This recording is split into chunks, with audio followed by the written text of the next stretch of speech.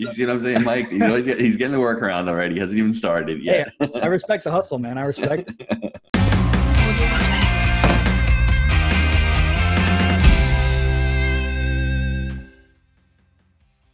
Hello, everybody. This is Jake Senziano, host of the Wheelbarrow Properties Podcast, here with my co-host, the multifamily mentor, the coach, the chef, the father of six, the best-selling author, the G-Daddy. Gino Barber. Gino, how's it going? Jake, I'm doing good. How are you doing, bro? I am Sjogren today because today's guest is Michael Sjogren. Michael is an investor, entrepreneur, CPA, author, speaker, instructor, and iTunes podcast host. He is doing everything, bringing the pain, and today we're going to talk a little bit about real estate. So without further ado, Michael, welcome to the show. Thanks for having me, guys. I'm excited to be here. Hey, we're excited. We're talking a little Lord of the Rings, talking about you a little bit. So why don't you tell us how you got started in real estate? Yeah, for sure.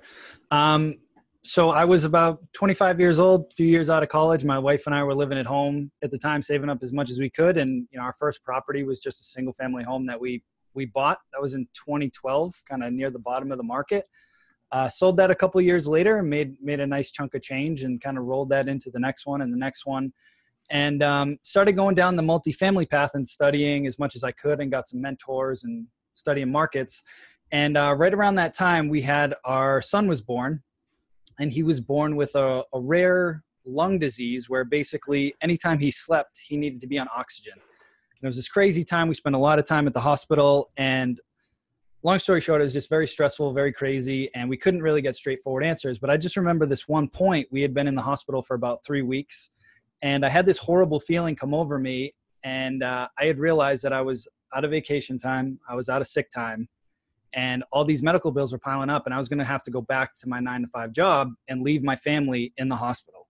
In that moment, like when my family needed me the most, it was like this dagger, like in my side. Like I can't even explain the pain that caused internally. And in that moment, I vowed, I was like, I will find a way, come hell or high water, to make money without trading my time, so I never put my family in this situation again. And so I started really going deep and learned as much as I could about rental properties and real estate in general. And then I kind of stumbled across this strategy from a friend of mine in a mastermind group where he was specializing in short-term rentals. And he was telling me that, he was generating anywhere from $1,000 to $2,000 a month in profit every single month on units that he didn't even own. And I was like, you gotta be kidding me, man. Like show me the data, right? I'm a numbers guy. I'm like, show me the money, right? And so he's walking me through these numbers, and I was like, wow, that actually makes sense. So I went home, I talked to my wife. I was like, I think we should give this a shot. Like, if our number is X, we only need a few properties to be quote unquote financially independent and to never put ourselves in that situation again. So we ended up buying this property up in the mountains in New Hampshire. I pulled some money out of a 401k that I had for the down payment. And we bought this property, renovated it, furnished it. And we said, before we start renting this thing out, we're going to make a commitment as a family that we are going to use this property every single month. Because the only thing that matters at the end of the day is family. And so we have a built-in vacation every single month where we go and use this property. We said, okay, deal. And we went up that first weekend, and then we put it up on Airbnb. And just like this guy said, that since that day, almost 2 years ago, this property has generated about $1,500 a month on average in profit after all expenses. And we use it every single month. And I was like, this is the coolest strategy ever, right? But I didn't have any more liquid cash at the time to continue expanding. And I couldn't live off of $1,500 a month. So I said, how could I continue to expand this business? And a lot of folks that are in the space were doing the master lease model where they'd say lease one of your units, furnish it, and put it on Airbnb, and they'd make the spread. But I didn't even have enough money for the furnishings. So I started approaching landlords with vacant properties on Craigslist, and I said, hey, I've got this model that works that can double your cash flow. You're going to have to invest a little bit of money to furnish it, but I'll run everything for you. I'll furnish it, or I'll build it out for you. I'll take care of the bookings, the cleanings, like guest communication, everything. And then we'll split the profit, right? We'll do a 75. That's the one piece that people are not willing to do a lot of times, is that little extra right there. That is awesome, man. I'm sorry, keep going, but I love that. Yeah. Yeah. So it was just trying to find a way to add value and incentivize folks, because quite frankly, some people are really into it and they were excited, and other folks were like, I don't know, man, I don't like not knowing who's in my property, right? Like the typical, if you grow up a certain way in this business, you like to know that you're screening your guests and you've got tenant referrals and all these different things. And we can talk about how I overcame a lot of those objections and my system that I use for that. But long story short, right, I started multiplying the portfolio to a point now within the last year and a half, like we're financially independent. I never have to put my family in that situation again. And this portfolio is making us money every month. And we don't even own, other than that one unit, we don't own any of the other properties. We're just basically a short-term rental property manager. So let me ask you a few questions that I have. Number one, what is the risk of your model? Are you afraid of rental laws changing? Well, even before that, how do you select markets? Because I live in St. Augustine, one of the top 10 probably rental markets in the country for vacation rentals, because you have the Night of Lights in November, December. You have the springtime, which is beautiful. You have number 2 destination wedding in the U.S. I can go on and on. So I think down here, we average between 30 and 35 weeks of vacation rental. So it's amazing up here. So how do you select the market for your business model? For sure. And the first question that I always ask people is like, who do you want to serve? Right? Because there's one of the things I talk about, we don't have to get into all of them, but there's basically 9 different traveler types, right? The first one we think of is vacationers, right? You're in St. Augustine, my place is in New Hampshire in the mountains, right? Vacationers. But there's also corporate travelers. There's over 700,000 companies now that are using Airbnb as the primary means of business travel for their organization. Is that cost effective? Oh, it's way cheaper to stay at an Airbnb than a hotel in most markets. I don't want to like generalize that. No. Anytime that I travel, it's definitely way more costly. I just booked one and I thought it was expensive, but maybe that's my wife's taste. You probably booked a nice one. Jake's going back to the drawing board on that one, huh? So you've got the corporate travelers. If you're anywhere near a medical facility like we were, right, in that situation, we were there for weeks at a time. So you've got traveling nurses, you've got like traveling doctors that specialize in certain things that are in town for a week or a month or whatever. If you're near a university or any type of, I don't know the right term, but like a trade school, like a cosmetology or anything like that, that's like a 13-week program, those are perfect for short-term rentals. And as far as your question earlier about the risk model, right? So what I always tell folks is run the numbers both ways. If you're going to buy a property, make sure that that thing cash flows if you had to rent it out on a 12-month lease. And look at the short-term rental model as the juice on the top. So if for whatever reason the laws changed and they decided to ban it or cut it down or whatever, you can still cash flow and you're never going to put yourself or your family in that position, right? Always multiple exit strategies. But some of the most common, at least what I've seen around Boston, right? So I've got some units around here. I've got some in Florida, North Carolina, New Hampshire, a couple looking at in San Diego. But a lot of the common ones that I'm seeing is if you're an owner occupant, like if you're house hacking and you live in a 3-family, 99.9% of the changes that I've seen in certain markets, like you're good. Like they're totally fine with that. What they typically don't like is me to go in there and gobble up half of a city and take the inventory off the street, right? Like that's how the lobbyists are petitioning it. Like, hey, you're taking inventory off the street. There's a lack of affordable housing in all these markets. And basically they don't want us taking that inventory. It's such BS, man. That's just the hotel. It is. These guys. Exactly. We all know, if you understand real estate cycles and markets and everything else, like, the market's been going up for a long time. It is what it is, but that's at least the position that they're taking. Yeah, we can go down that hole a little bit more if you want, but I'm happy to go whatever direction you want. Well, I just want to tell all the listeners out there that they need to read a book called Big Shifts Ahead, because if you understand big shifts ahead in the demographics, you will totally understand that this model going forward is going to work, because the 1980s, people born in the 80s they're called they call them the sharers, right? Whether it's Zipcar, whether it's Uber, whether it's Kickstarter, crowdfunding, they like to share, and they can't afford to go out and spend $700 staying at the JW Marriott. So Dude, they Banana like this Republic model. is renting clothes now. I saw it on CNBC the other day. Banana Republic is renting clothes now. Dude, that's you got some subscription I just heard yesterday for kids. Yeah, so you need to read that book, because it'll give you such clarity. Because like for me, I think it's the craziest thing in the world to rent clothes. I mean, dude, buy them, but for people in the 80s who are strapped, who are paying $700 a month for, I mean, even like Rent a Center. I mean, like think about it. All these models, it's all about the sharing. So if you understand demographics, it'll give you a clarity on who to market it also. So who do you market to? You mentioned some of the people you market it to. I want to know is, how do you find these deals? Like, what markets do you select and how do you find the deals? Yeah, for sure. So for everybody that's interested, grab a pen, because I'm going to give you a little nugget here. You can go to a site called airdna.co. And what AirDNA does is they pull all the data behind Airbnb and VRBO and HomeAway. So you can plug in an address of your property and it'll pull up all the comps, their historical revenue and occupancy from the previous 12 months and give you an estimate on what it thinks your property will do. Right. So it's an amazing tool. It saves me a ton of time. But what I would say is if you can't at least double your revenue with a short-term rental model, for me, it's not worth my time because I need to have enough spread to pay me and to make my owners additional income on top of what they're already making, right? Mm-hmm. So as an example, a 2-bedroom apartment that was rented for $2,000 a month in a town about 40 minutes north of Boston. We partnered up. He furnished it. I've been running it. Last month, we did a little over $7,000 in revenue, and he got paid out $4,500. Whereas normally, he'd make $2,000. So it's not consistent. Some months are better than others and whatnot. But I find over the whole, your average should be about double your revenue from a traditional lease. Wow, that's awesome. But so then how do you find the markets? You use that website, but like what cities do you specifically target? Any cities? Do you like the cities with the hospitals or with the vacations? Which one do you prefer? Yeah. So going back to the regulation piece of it, right? So what I like to do is like, I'm near Boston. I'm like 30 minutes out of Boston. I don't go in the city because they kind of change some stuff regulatory wise, but I'll stay like 30 minutes out or even 20 minutes out. And I'll say, okay, is it near a train that could take people into the city? That unit I was just telling you about, there is a state university in the town. There's a state hospital in town. There's the Salem Witch Trials, is kind of like a touristy thing around Halloween. You've got a train right into Boston that's within walking distance of this property. So there's other things that would make this area attractive other than, it's not like a touristy area other than Halloween, but there's those other key factors. So if I was in, I don't know, say Nashville or something, right? Like if you can get a permit, you'll crush it in Nashville. But if you can't and you're going outside, I'd go, 20 minutes outside and see, all right, what else is around there that would attract people? Like, who do I want to serve and where do they need to go?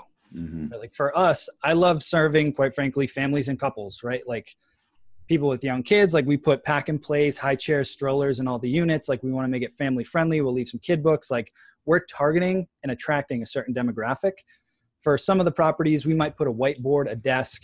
All of them obviously have high-speed Wi-Fi because that's a number one amenity. But it just depends on who you want to attract. Mm-hmm. And figure out like where would you want to go. The beauty of this model, like I was saying, is if you want to go somewhere, you could have a vacation house that pays you every single month. So how do you market these properties? Are reviews big, pictures big? What websites do you use? Yeah, so I would say 98% of our bookings come from AirBNB right now. I actually just added more of a luxury property in Rosemary Beach, Florida. That property is going to do much better on VRBO and HomeAway. I find VRBO and HomeAway does better with the larger luxury homes, and Airbnb just crushes it with, the 2 to 3 bed, even studio to say 3 bedrooms. Originally they were more of an urban market, but now they've kind of grown and expanded. But so we're on Airbnb, VRBO, HomeAway. Within the next month or so, we'll be on Booking.com, TripAdvisor, and Expedia, just based on some new software that we're implementing. It'll let us push us out to all those platforms. And we have our own website. But I'm a big dummy when it comes to this stuff. I really don't know much about it. So I'm going to ask a question that may sound stupid, and people will be like, oh, I know the answer to that. But so for guys like us, we have typically 150 unit apartment complexes. Yep. Is anybody taking 1 or 2 units and then VRBOing them, or I guess that's the term? 100%. And so what you want to walk through that a little bit and what the, what the spreads on that would be like? And not a stupid question. No, definitely not. Just saying, Yeah, for sure. So some of the people that I'm working with right now, one woman in particular, she's up in Canada.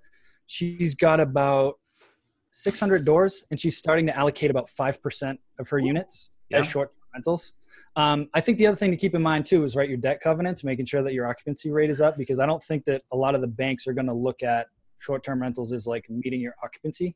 Mm-hmm. So just make sure that you got those debt covenants all set. Same multiplier though. Like, so if we're doing 800 a month, we want to be doing 1,600 a month on it now, or what are you looking minimum? Yeah, minimum. Okay. Sure. I would bet more, quite frankly. And offline, I can show you that website and like plug in those addresses and show you how that works.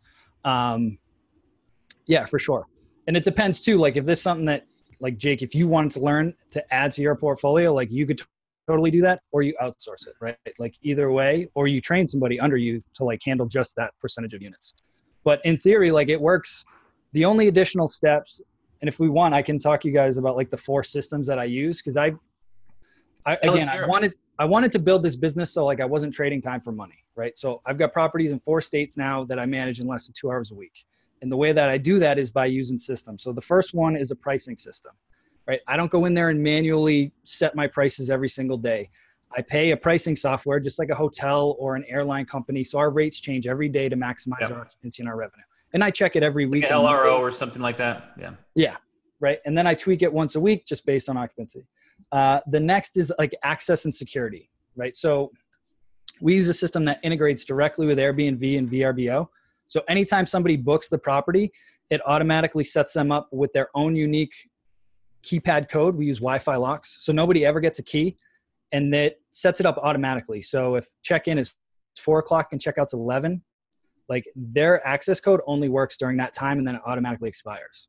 Then we've got the Ring doorbell camera on the outside. So if somebody books and they're supposed to have 4 people with them and they show up with 6, I'm going to know right away. Busted. We got you, son.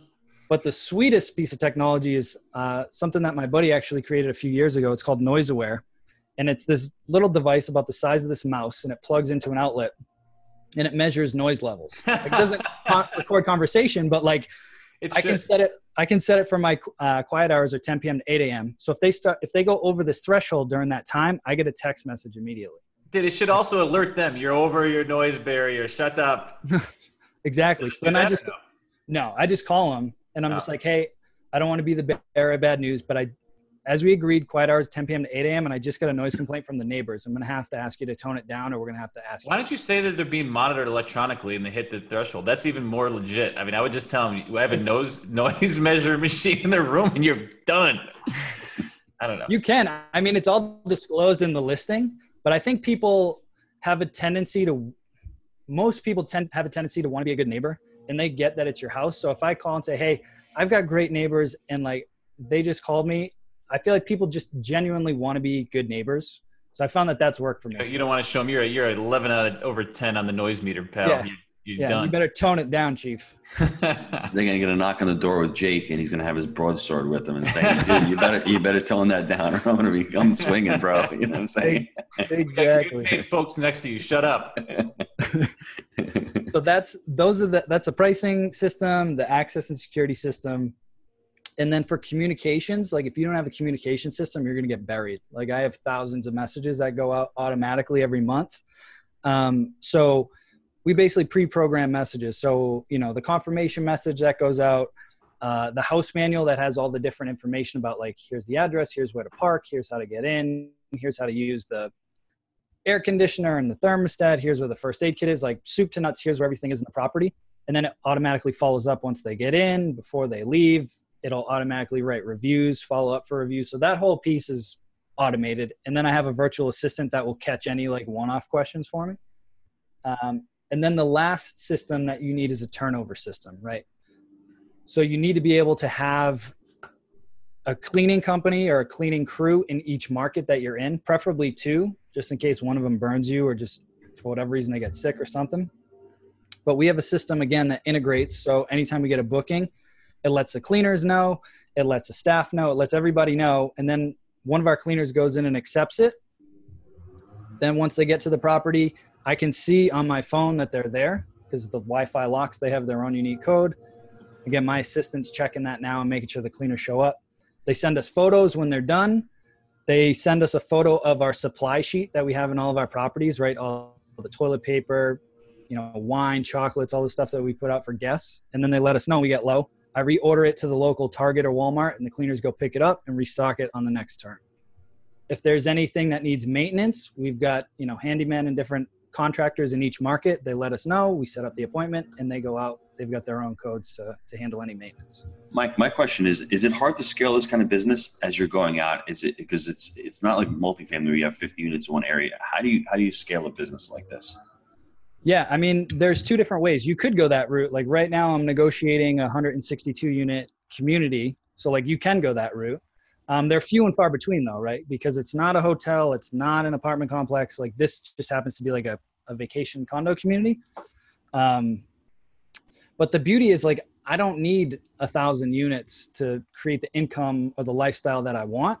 You know what I mean? So like my number doesn't need to be that high, but as far as scaling, it just depends on what people want. Like if you want to blow it up, I would focus on 1 or 2 geographic areas and like nail that market cold and like be the guy or girl in your market that everybody wants to go to.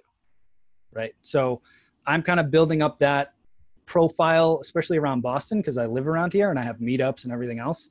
I'm building that reputation in New Hampshire because I've been there for a couple of years, and I just launched a unit in Florida and North Carolina. Just they came up, cool opportunities, cool areas, and I was like, yeah, I'll do that.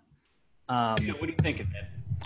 Well, my next question, honestly, out of the portfolio, which ones have you identified out of our? Oh, yeah. I always like Courtyard because there's the efficiency units. For some reason, I think we could easily, because near the Smoky Mountains. What about Fox though? Those are nice condos. Yeah, it's really interesting. The thing is that I'm impressed with more than anything else, Jake, is this is not for the mom and pop. This is not for the person who's 62 years old and is like, I can't do this. It's really it's like a system in a box, and it's basically what we're getting to with the multifamily, because you can automate emails, you can automate customer journeys, you can do a lot of this stuff on the front end. You always need a human element in multifamily, whether you want to write a thank you letter to a tenant, but you can even automate a text. You can get a video text out there. What I want Michael to think is thinking outside the box. We call it multifaceted multifamily, right? Where we have different multiple streams of revenue. We have a property management company, we have an education company, we have a syndication company, we have an education company. How can you, or have you thought about how to employ that with your model? Because it looks very similar. You can get a lot of different layers into your business also. I actually did one of those. So back in March, I launched my own education company called Short-Term Rental Secrets, which has been a blast. Like, I'm sure you guys know, like it's been such a cool experience. Like, it's one thing when like you're doing it and it feels cool, but like when you're seeing other people getting the results, it's just freaking awesome. Like, I'm loving that, quite frankly. And I'm looking to really scale that business.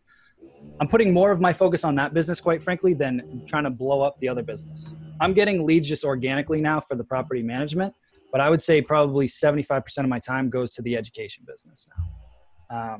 And that's been a lot of fun. And so as far as the syndication business, if that deal comes to fruition that I was talking about earlier, that would be an opportunity for that. Wow. So I'm going back and forth with that. So yeah, there's definitely a lot of synergies, right, between the multifamily and the short-term rental. So you have two chooches like Jake and Gino here. We have a lot of properties. We like Jake said, how do you go to somebody like us who maybe have those limiting beliefs? Because our model is this. And like Jake said, how do you identify properties in our portfolio to be like, hey, that property is really good. I think that'll work. That one, not so much. Yeah, I would just basically take a look at the portfolio and just say, I would take a look at like the asset classes that you have. Mm-hmm. Like anything that's more towards that BB plus is going to be much better as a short-term rental than like, a CC minus, where those are great cash flow for like a multifamily. But typically what I like to work with on the short-term rental side is more of that B to A class asset, because you're just going to max out your revenue that way, quite frankly. Shannon's portfolio, Gino. Yeah. Okay. So, and what else are you looking for? Gino's about to get down into business right now. It's another stream of revenue. It's another multifaceted, right? I mean, it's like I have that written down with short-term rentals, and you can do 3, 6, 9 months, but it's different than what you're talking about, because the 3 month you can get the premium, you're still going to have the turn, and you're doing that for employees or for people who are coming in, short-term. But this is a different model all itself. It's like going to Costco and buying a pack of 50 water bottles and selling each one of them outside of Fenway Park or Yankee Stadium. You know what I mean? You're selling it off by the night instead of by the year. That's all that you're doing. Mm-hmm. So the shorter the stay, the more premium that you're going to have. So some of the other things, right? Like I would figure out, okay, again, what is near this property, right? Is there a business center? It doesn't have to be a big one. Or is there access to a train that will take them to a business center? Is there the academics, like the university, the schools, anything like that? Is there the hospitals? Is there a military base? Quite frankly, I would say probably 40 to 50% of our stays are just life events, like people coming back for a wedding, a funeral, a birthday, holidays. Like I would say at least 2 to 3 bookings just in this market are just people coming back to visit that moved away and they're coming back to see family. Anything like that. My other question, Michael, is why would anyone who left Boston want to come back to Boston? It's a good point, right? Like I was just down in Florida launching that unit. I'm like, why still up here? We could have a whole podcast on that, because I left New York 2 years ago, and once you leave, you're like, Wow. And listen, it's a limiting belief. It's to your model. I'm sure a lot of people out there listening are like, that's not going to work for me. It'll work for Michael, Jake, and Gino to work for, but it won't work for me. So I think that's awesome. As far as unit mixes, do you prefer any type of unit mix? Do you prefer a property that has amenities like pools, or what let's get a little more granular as to what you're looking for. For sure. Anytime that you have a community, like if you guys do have communities that have pools and things like that, that's definitely an edge, because that's one thing that, like as an example, my wife and I like to go down to like the Destin area. She loves having like the resort pool. Like we got a 3-year-old, right? So there's a lot of stuff to entertain him. If you have an apartment community with a lot of those amenities, that's a huge leg up, because you're putting yourself on par with a lot of the hotel and resort amenities. The kicker is, I would say the sweet spot is, there's like about a $10,000 jump in my market. I converted a 1-bedroom to a 2-bedroom short-term rental, and that was like a $10,000 swing in revenue, just because the name of the game is heads and beds. You can keep your occupancy way up with business travelers for sure, and do fine with studios and 1-beds, and definitely do well. I just had the space to add another bedroom, and that revenue went from like 40 to 52 just by adding a bedroom. Mm-hmm. So, heads and beds is kind of the name of the game. If you have a studio or a 1-bed, have a queen bed or a king bed if you can fit it, but a queen bed, and then have a queen sleeper sofa. Then you can sleep 4 people comfortably. Mm-hmm. Other question. I'm trying to think of the systems that you've built. How did you end up, coming up with those systems and building those systems for your business? Yeah, for sure. So like you guys, right? Like I'm a student. I'm always a student. So I've read every book. I went through every program. I talked to everybody that I could in the business, and I kind of just pick and chose and just kind of evolved over time and just kind of morphed into my own system that worked for me. Because a lot of the folks in this business right now are doing the master leasing model. So they'll go to you guys and say, hey, let me rent 5-year units and I'll furnish them, and I just make the spread over my rent payment, right? I went a different model, and I'm more of like a service provider. I'm a property manager, or a co-host as they call it in this business. So a lot of their systems didn't quite fit what I was doing, right? Like I needed like a way to have, like I just changed systems again so that I could have access to like an owner portal. So like my owners can go in at any point and see like their revenue, their occupancy. They can go in and block dates for themselves, like different things like that, just to try and be more service oriented. Mm-hmm. But yeah, I mean, it's just figuring out, like, if you look at any business, right, you read the E-Myth or any of those books, like every business just needs systems. So where was most of my time going? I knew about pricing. Like I wasn't going to sit there and try and figure out pricing, because this computer can run algorithms that'll say, hey, Beyonce's in town this weekend, your rate should be up. Like I wouldn't know that off the top of my head. You know what I mean? It'll do that automatically. The communication, that took a little time to kind of figure out, and I built on that. So one of the systems that we uses artificial intelligence. So like I could pre-program it to detect, hey, this is a question about the pool. Like somebody's asking a question about the pool.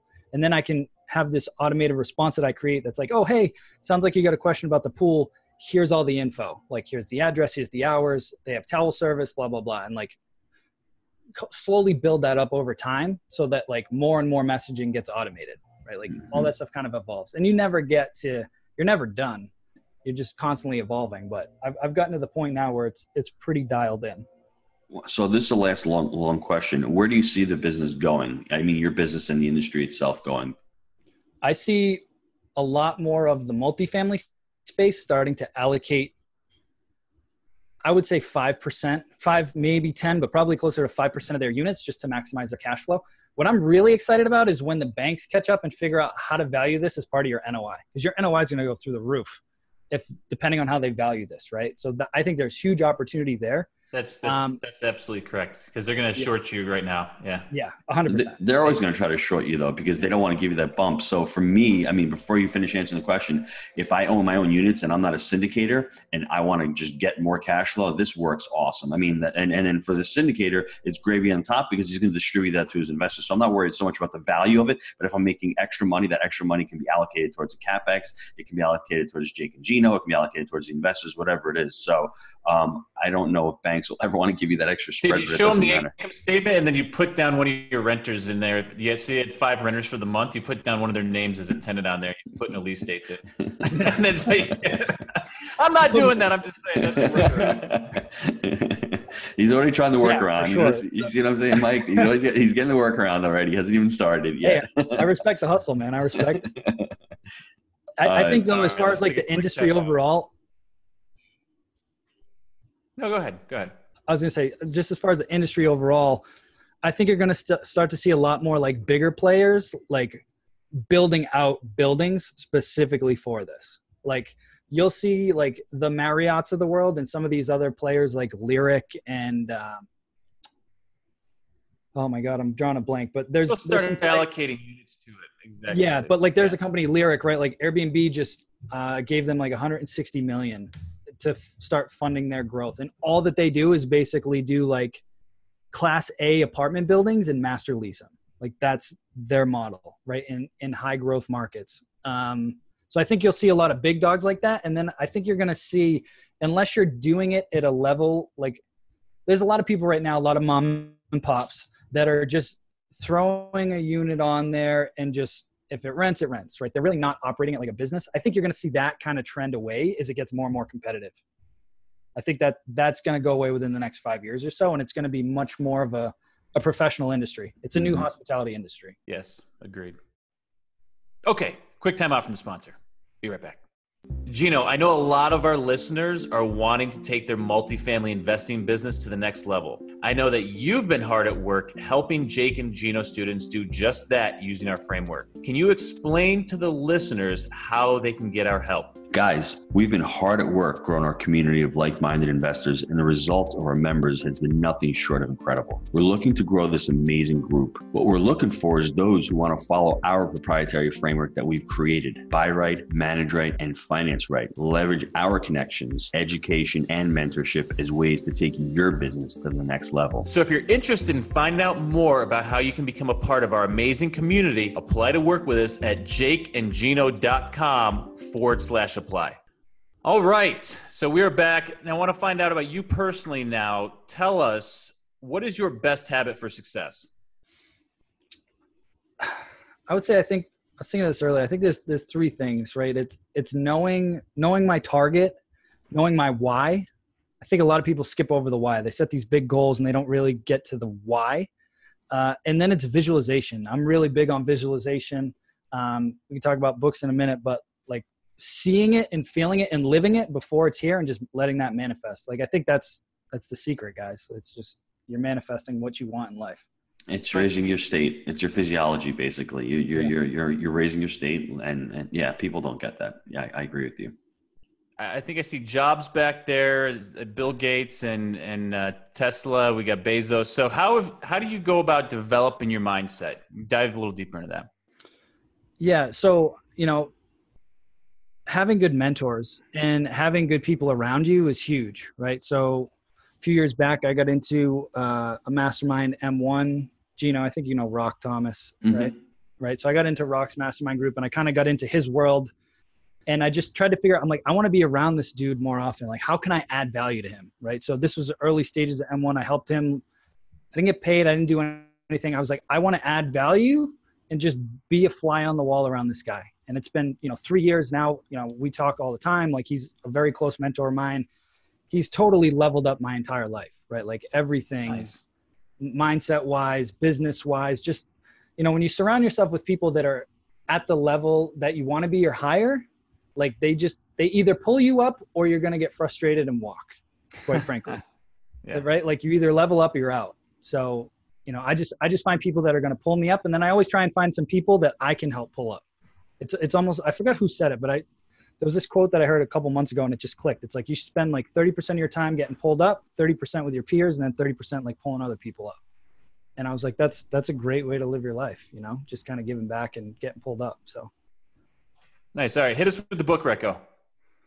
So I don't know if anybody's recommended this, but hopefully not. But it's a book by Dr. Joe Dispenza called Becoming Supernatural. Gino, you read that? I tried to get him on the podcast. You shot me down, bro. If you know Joe, get him on the podcast. So yeah, he's all right. I'm working on it. I might have an angle for that. So I'll keep you posted. I'll keep you posted. Yeah. So this book, it's a lot about what I talked about, but the reason I like this one in particular is that he explains the science behind the law of attraction. And it really spells out how this stuff works. Because what I didn't tell you guys about my son was none of the doctors, the specialists from all over the globe, right? We had people flying in from all over the country, best doctors on the planet looking at him, and nobody could give us an answer. And I just remember I held on to that story from Think and Grow Rich, where his son was born without ears. And eventually he just kept instilling that belief and his son would hear, right? And so I remember vividly about 18 months in, and the doctor's telling me that, we're going to need to do a lung biopsy. We got to cut him open, take a piece of his lung out. And I was like, we're not doing that, doc. Like, we're done. I'm telling you right now, he's going to outgrow this disease. They're like, well, there's only been one other documented case. I'm like, sweet. Now you're going to have two. Right. And I just kept onto that belief. And like, I just hammered it into everybody around me. I'm like, no negativity, just follow that belief. And every single night when we put him to bed, I would just visualize myself in his body, just breathing through him every single night. And then after about 3 months of that, we put him down one night, put the little oxygen monitor on him, flipped it on, and his oxygen was perfect. And from that day on, like, he has not needed oxygen. And like, so for me, like, I experienced that stuff firsthand. And then I just started diving deep and like studying the science behind this stuff. And like, we're limitless. And I know it might sound woo woo to a lot of people, but I'm telling you, like, if you believe and you have this total faith, like, there was no doubt in my mind that he was going to be fine. Like, you're good. Like, no matter what life throws at you, like, if you can just have that mindset, you're going to be fine. So he's giving you the Care Bear stare, G-Dad. He's bringing it. So what's the best way for folks to get a hold of you? Sure. So you can follow me on Instagram and Facebook at the AirBNB Guy. I've got a gift for everybody. If you guys are cool with that, you can go to strsecrets.com/gift. You get a free copy of my new book, and I've got a free online workshop. It's 60 minutes. I break down those 4 systems that we talked about, and I'll show you the exact apps and software that I use. And that's really it, guys. I mean, message me on social, follow me. I'm always putting out new content, just trying to give back, and I love this stuff. So, G-Dad. Mr. Tony Robbins has a quote. I don't remember what it is. I'm probably going to butcher it, but he says your success is basically dependent upon the expectation of the people in your peer groups, right? So if your peer group is expecting you to succeed, you're going to make it. But if your peer group wants to go out and spend 8 hours watching football on Sunday, you're going to do that. So, I mean, choose your friends and your peers wisely. And that's what happened to me when I was working in the restaurant. The peer group that I had there wasn't really serving me. And I'm not blaming them. I'm blaming myself because I chose to hang out with them. So don't blame your peer group, blame yourself. Look around and see who you're hanging out with. That's the most important thing that'll lead to someone's success. And like, well, it's so true. Masterminds are so important. See who you can hang out with, because if they believe in you and you believe in them, you can do a lot. So that's a really important point that I don't want anyone to like gloss over. And it's not going to happen overnight. That's the other thing. And it's really hard trying to pull people up. I mean, it really is hard because you're working, and you've got to always do the hard work. Sometimes you need to be pulled up also. So hopefully you have friends that, Jake's always pulling me up. Hey, let's write another book. Let's do another podcast. Let's do another L10. It's like, okay, I'll do it. You know what I mean? Because I don't mind doing it. And then I'll pull him up and do other stuff. So you need to have partners that are doing that with you. And if you don't have that, go out and look for it, because there are people out there. And it's either pay to play or seek to serve. That's the other point. I love that you hit on early, and that was great. Yeah, because most people don't want to do that. Most people want to get paid because they're W-2, yes. They're employees. Yes. It's mindset, the long game. You've got to be a farmer. You've got to plant the freaking seed and let the seed grow. And you got to take a lot of risk because you have to water it. You have to make sure it doesn't get too hot. You have to make sure it doesn't get too cold. You have to sit there and not get it until maybe a year or 2 years later. But I guarantee you, once it comes, man, you're not going to have enough time to harvest it. And that's the hard part, because it's just like that breaking point where it comes and all of a sudden you're like, wow, I stuck it out so long. You always hear everybody talking about it. It's like the first 100% is okay. You have to go to 110. That extra 10% is where you get it. And it's really hard to envision that. But like Mike is saying, you have to have the belief that you can do that and the faith that you can do that. And you have to have the accountability. You have to have the peer group. And those are the two of the things that'll lock you in. As far as the real estate, this is just another model. This is just another model where you can systematize it. And I see that there's a way to scale this business, because I want to tell this to Jake. I was at a mastermind this weekend, actually. I was listening to a guy who's making $1 million a month in recurring revenue. You want to be around a guy like that? I think so. And I wanted to say from the very beginning, if you're going to get into a business, if you can't scale that business, don't even try it, because it's going to be a hobby. Every business is scalable. I couldn't scale the restaurant because I had the limiting belief that you have this great food and employees. But if you can't scale a business from today on, don't get in it. That's why I don't want people being in single-family homes, because you can't scale single-family homes. I don't care what anybody says. It's very difficult to scale that business unless you're going to employ your model, but it's hard. That's why we like multifamily. So I guess those are my takeaways. Jake, what do you got? Dude, I love it. I mean, I think that was everything you said there was spot on. And I think the additional piece to add to it is that it gets really hard. Sometimes it hurts. And I'm talking about business in general, especially starting up, and you think you're so damn close, and then you get hit in the face. And I swear it's the world testing you. And you got to just keep banging on that door, because eventually you're going to kick it in. And that's where so many people fail, because it gets hard, it hurts. And we've been through that every time that we scale or grow our business. There are these inflection points. We're like, oh, we're there. We made it now. And then it's like next time we want to level up, we get punched in the face 5 times. And it's just the world testing you. Let me see if you got it still. I'm still testing you. Time and time again, I see that. So it's just the way it is. That's why you need a big enough why. If you don't have a big enough why and you're doing it just for the money, I will guarantee you it ain't going to work, because money is not the cause. Money is the result. That's the bottom line. And when I hear people saying, if I make a little bit more money, I'll be okay. No, because then you make a little bit more money and you spend more money. I mean, I talk to people every day that are making $500,000 more and they can barely pay their bills. How can that happen in the United States of America? Because it's not the money, it's you internally. Look at what's going on inside of you. Figure out what your why is. And if you do want to retire, there's something wrong with you, because you want to retire financially free and then build a system and then do whatever you want to do. So that word retirement now doesn't apply to a lot of people who want to become financially free, because that money is just there as a tool. I think that's what we end up thinking, that money is there to, help us out. Money's there as a tool to help you, I guess, live a better lifestyle, but also to provide and also to actually start doing what you really love to do. So I could talk about this all day, Jake. Just figure out your why, and then you're going to figure out how you do it. That's what Mike did. Mike figured out his why, and now he's got a system and a business and multiple streams of revenue to figure out how he's going to do it. Boom shakalaka. Peace and love. Get us on iTunes, subscribe, give us a like, hit the Sjogren up. That's it. Thanks, Mike. Have a great day, everybody. See you guys.